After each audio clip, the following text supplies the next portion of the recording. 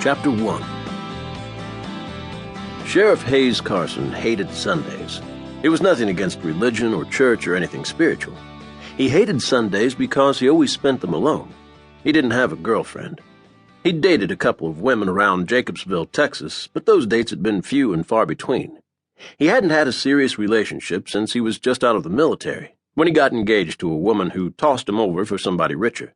Well, he had dated Ivy Conley before she married his best friend Stuart York. He'd had feelings for her, too, but it was not returned on her part. Besides, he thought ruefully, there was Andy. His scaly pet kept him unattached. That wasn't strictly true, he mused. The reason for the dearth of women in his life was mostly his job. He'd been shot twice since he became sheriff, and he'd been sheriff for 7 years. He was good at his job.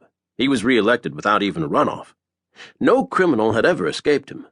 Well, one had. That man they called El Jefe, the biggest drug lord in northern Sonora, Mexico, who had a network that ran right through Jacobs County. But he was going to land El Jefe one day, he promised himself. He hated drug dealers. His own brother Bobby had died of an overdose years ago. He still blamed Minette Raynor for that. Oh, sure, people said she was innocent, and that it was Ivy Conley's sister, Rachel, who'd been killed a year or so ago, who gave Bobby the fatal dose. But Hayes knew that Minette was connected to the tragedy. He really hated her, and made no secret of it. He knew something about her that she wasn't even aware of. He'd kept the secret all his adult life. He wanted to tell her, but he'd promised his father not to reveal the truth. Hell, he thought, sipping Jack Daniels. He wished he could get rid of that inconvenient conscience that wouldn't let him break his promises. It would save him a lot of grief. He put the big square whiskey glass down beside his rocking chair, his long legs crossed as he stared out across the bare, rusty-colored meadow to the highway. It was chilly outside most days. Middle November brought frost even to Texas, but it had warmed up a bit today. He'd had supper, so the alcohol wouldn't affect him very much, except to relax him. He was enjoying the late afternoon sun. He wished he had someone to share that sunset with. He hated being alone all the time. Part of the reason for his solitude was sitting on the sofa in his living room, in front of the television. He sighed. His scaly best friend terrorized women. He'd tried to keep Andy secret, even putting him in the spare bedroom on the rare occasions when he brought a date home to ride horses. But inevitably, Andy finally got out when he least expected it. While he was making coffee in the spotless kitchen, his pet was sneaking over the back of the sofa where the unsuspecting woman was sitting. The screams were really terrifying. He dropped the coffee pot in his haste to get to the next room.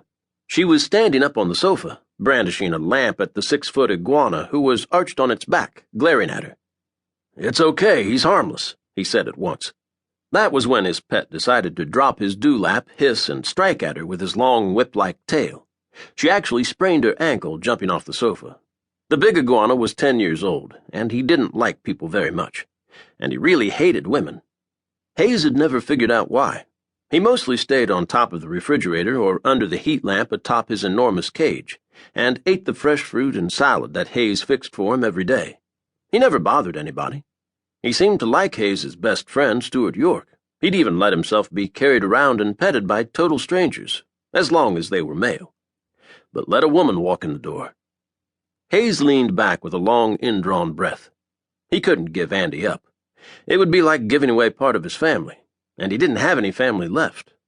He had a few and very distant cousins, like McCready, who had become a local legend in law enforcement for leading funeral processions into bogs before he went to work in San Antonio as a security guard. But Hayes had no close relatives living. His only great-uncle had died 3 years before. He glanced through the window at the sofa, where Andy was spread out with the television blaring away. It amused him that his pet liked to watch television, or at least it seemed that way.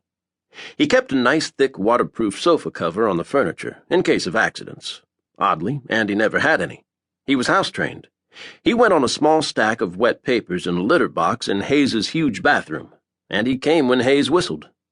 Odd fellow, Andy. Hayes smiled to himself.